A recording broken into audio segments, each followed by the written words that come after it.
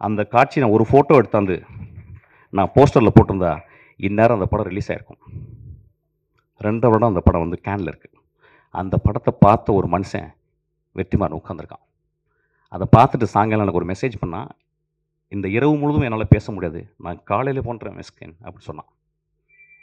அந்த குழந்தைக்கு, அந்த ஆண்ட்ரியா, ஒரு மிகப்பெரிய அவார்டு இன்டர்நேஷ்னல் லெவலில் அவளுக்கு ரெக்கக்னிஷன் கிடச்சிருக்கும். அந்த படம் ஓடாமல் இருக்குது. நான் சினிமாவை நேசிப்பவன் ஐயா.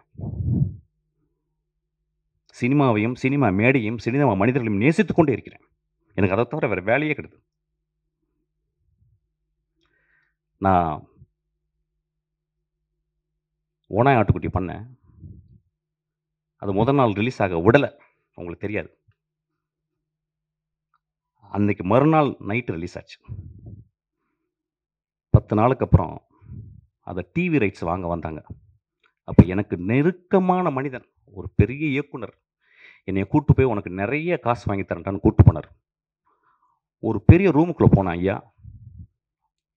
அவன் என் நண்பன். அவன் 20 பேர் இருந்தாங்க அந்த ரூமுக்குள்ள. 75 லட்சம் ரூபாய்க்கு நீ டிவி ரைட்ஸ் கொடுத்தா கொடு அப்படின்னாங்க. நான் சொன்னேன், ஐயா நான் ரொம்ப கஷ்டப்பட்டு எடுத்துருக்கேன், இந்த படம் நல்ல படம், ஒரு 2 ரூபா கொடுங்க. ஏன்னு கொடுக்க மாட்டேன்னு சொல்லிகிட்டே இருக்காங்க. அப்போ தான் எனக்கு தெரிஞ்சது, 20 தடியர்களை உள்ளே வைத்து என்னை மிரட்டி என்னை கையெழுத்து போட வச்சாங்க. 75 லட்சம் ரூபா கொடுத்தாங்க. அந்த திரைப்படம் அந்த சேனலில் இது வரைக்கும் 80 வாட்டி ரிலீஸ் ஆயிருக்கு. அந்த செக் எடுத்தாந்து அவங்கள்ட்ட நான் கிழிச்சு போட்டுட்டு சொன்னேன், ஐயா நான் சென்னைக்கு வரும்போது ஒரு வெள்ளை பேப்பரும் ஒரு பென்சில் தான் எடுத்துகிட்டு வந்தேன், அவ்வளோ வறுமையான குடும்பத்துலேருந்து வந்தவன், நான் கஷ்டப்பட்டு திரும்பி வருவேன் என்ன, நான் கஷ்டப்பட்டு இந்த மேடையில் நின்றுருக்கேன் இன்னும். அதில் 4 பேர் இறந்து போயிட்டாங்க. அந்த எனக்கு துரோகம் செஞ்சாங்க அந்த மனுஷன், அவன் ஒரு பெரிய டைரக்டர் இருக்கான். ஒவ்வொரு தருணமும் நான் துரோகத்தை அனுபவித்துக் கொண்டே இருக்கிறேன். எப்படி ஒரு சக மனிதனை பார்த்து என்னால் மோசமாக பேச முடியும்? பேசுறதுக்கு ரீசனா? பேச வேண்டிய கட்டாயம் ஐயா. ஒரு விழாவில் வந்து அந்த விழாவை நான் கூடி விற்கணும். எதுக்கு நான் கொட்டுக்காலிக்கு நேக்கடாக நிற்கிறேன்னு சொன்னேன்? அப்படியாவது கவனத்தை ஈர்க்கணும்னு நினைக்கிறேன். இந்த படத்துக்கு நான் இப்போ பேசுறதுக்கு அப்படியாவது இந்த படத்தை கவனத்தை ஈர்க்கிறது. எனக்கு அவ்வளோ புத்தகம், 40 வருஷம் புத்தகம் படிக்கிறதுக்கு எனக்கு டைமே இல்லை. 40 வருஷம் படிக்க வேண்டிய புத்தகம் இருக்கு. அவ்வளவு மனிதர்கள் நேசிக்க வேண்டியது இருக்கு. அவ்வளவு கண்ட்ரி நான் விசிட் பண்ண வேண்டியது இருக்கு. மன்னிப்பு கேட்டதுக்கு என்னைக்குமே நான் தயங்க மாட்டேங்க. உதிரிப்பூக்குள்ள ஒரு சீன் வரும், கடைசி சீனு.